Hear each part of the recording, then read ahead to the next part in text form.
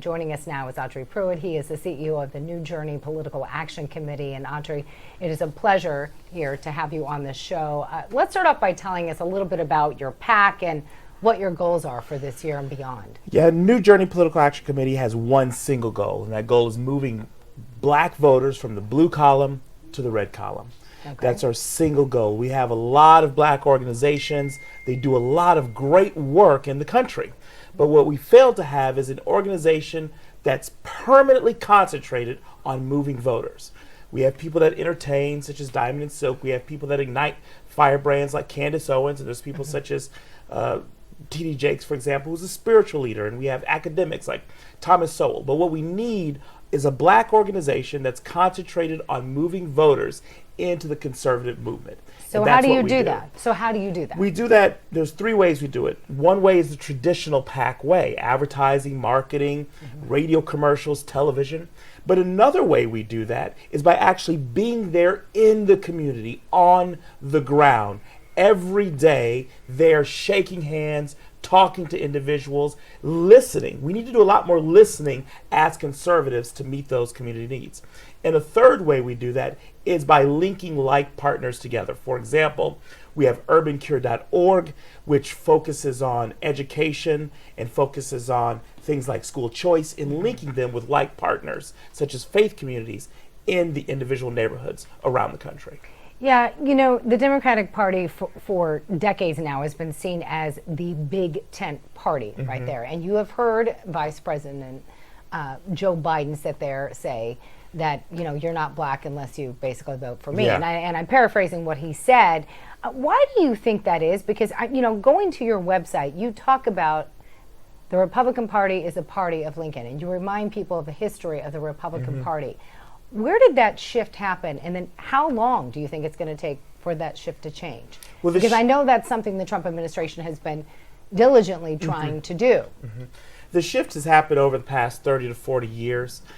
We believe it's going to take 20 to 30 years to shift it back so that 80% of black voters are voting Republican again. It's going to take some time.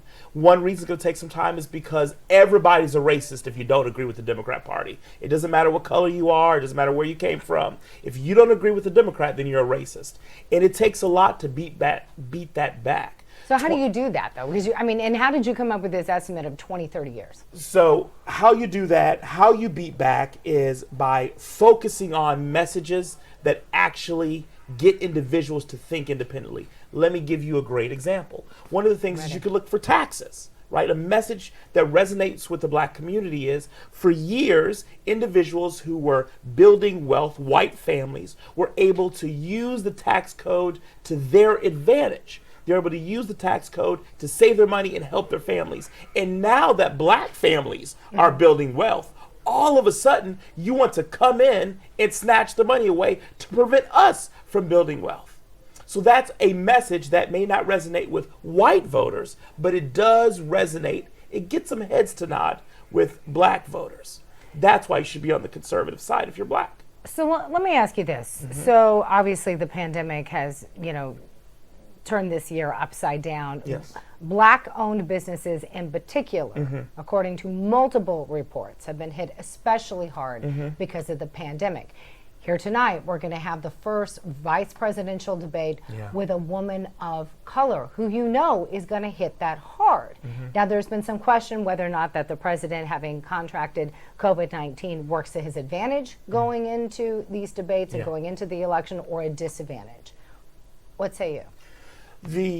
I believe that it's neutral. The president getting COVID, for those who hate him, they want him to die. For those who love him, we want him to live. I think the undecided voter in the middle is looking for their issues to be solved at the local level, in their families, in their jobs. That's what they're looking for. Yes, I think the president having COVID is important, but it's not going to be a deciding factor. The deciding factor is, what can you do for me? That's the biggest tell in election. But in all fairness, the president has reiterated this over and over and over again, touting the unemployment numbers. Again, a lot of these pro-pandemic, but pre-pandemic, I mean. about specifically when it comes to Hispanics and African Americans. He's tried to relay that message over and over again, saying that the unemployment numbers are the lowest they've ever been. Do you agree with that, first off? Oh, yes, we agree and with that. is that message getting relayed enough as it should? Well, he can only say so much because black voters aren't watching Fox News. They're not reading Breitbart. They're not watching American News. They're not watching OAN. They're not watching anything. Well, hopefully right? they're going to start watching this, They're right? they're watching CNN. Exactly. They're watching CNN, MSNBC, The Root, World Star Hip Hop, for example, and those messages are not there. The Republican Party has to move where black voters are. It's not enough to throw a barbecue. It's not enough to hand out pizzas. You can't come a month, 2 weeks before an election. You got to come very, very early and show that you care. President Trump was there, but no media would cover it. So, except, we try to cover it here on Real America's Voice. But let me ask you this. So we are now just days away from the November election. What can your PAC do? What can others do to relay that message? Because we don't have, for people who support your cause, they don't have 20, 30 years. Yeah. They have a few days to try to get this president reelected. So Again, if you're in favor of the president. Yeah, so what we can do, there's two things that we can do. The first thing that individuals can do is just get out there and talk, regular talk, conversations with black Americans. That's the biggest thing you can do. But let me ask you this. Shake a hand. Because a lot of people will tell you that his or her minds are already made up. Would you agree with that? Is it going to be very difficult to change that? I don't think it's going to be very difficult to change it. I think it's going to be difficult, but not very difficult to change it. But a lot of people say their minds are made up about a lot of things, and then once they engage, and once they actually have to go in the privacy of the ballot box, we saw this in 2016, their minds can change. Every suburban woman's mind was made up about Trump until they went into the box. And I believe that was because on Facebook, other suburban women started to talk to other suburban women. And they started to engage and say, I want school choice. We want a return of women being respected and adored. And the president apologized for what happened.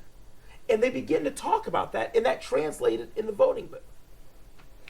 Why do you think, and again, I've heard this criticism of both parties, but Okay. why do you think identity politics is so hard to overcome? Because Hollywood and the media has wrapped your entire existence in identity politics. Let's take politics out of it. When it comes to eating a hamburger, when it comes to dolls you play with, when it comes to places you go, music you listen to, it's all codified if you're black, if you're white, if you're short, if you're tall, if you're yellow, if you're not. Oh, black people like that kind of music. They like the beats. Oh, black people can dance. Oh, white people like twing, twing, twing. Bluegrass music. This is all. I play bluegrass music, actually. It's all. I love it. We have been conditioned Yeah. as Americans since the 60s to look at things in these terms. Gotcha. So naturally, politics follows culture. We only literally have a few seconds remaining, so real quickly, any predictions for tonight? The prediction tonight is Mike Pence is going to absolutely destroy Kamala Fake Harris. Kamala Fake Harris. All right. Audrey Pruitt, thank you so much for joining us. Thank you Pleasure so to much, have you. Miranda, Hope you'll for come back having me. again. Certainly. Thank you.